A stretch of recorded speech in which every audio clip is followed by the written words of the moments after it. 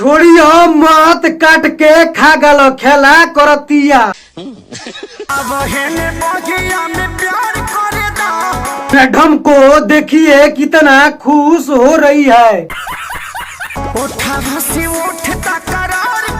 थोड़ी चटकी मैडम के साफ उठलाली चूस लो। मरद के भगावता रूप पदनो।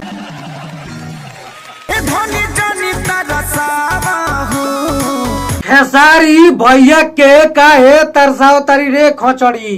मरद को प्यार बरसावा हो। जवान बारू तो जवानी के मजा लो, बुढ़ा जेबू तब जवानी के मजा लेबू।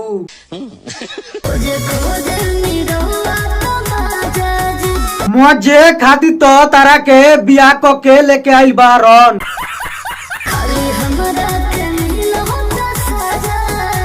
हमार रसमलाई भौजी सजा में तो मजा मिलेला।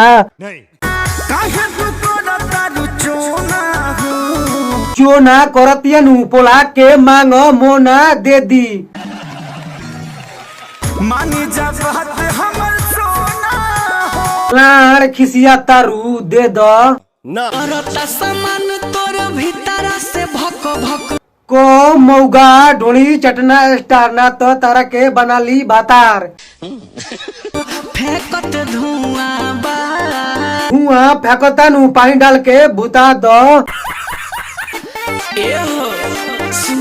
हमार लाड़ सुनो जौन बोलक बतवन बोलो।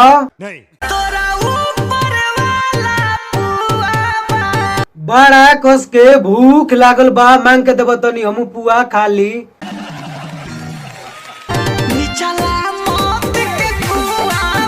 मौत के कुआं तो हमू देखे जितना रुपया कोई उतना देवे खातिर तैयार बानी ना। मर जाई का तना मरे के मन करता नु ओकर डोरी चाट के मर जा। पागल भइल चना चलावा ओकर गागल देख के पागल हो गइल बारो।